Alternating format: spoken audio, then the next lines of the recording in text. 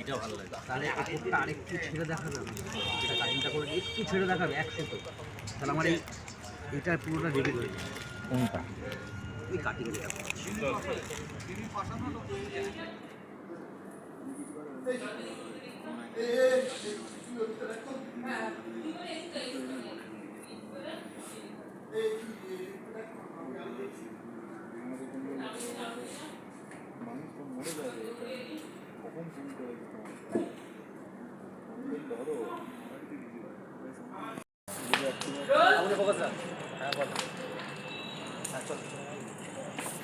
Rolling বল।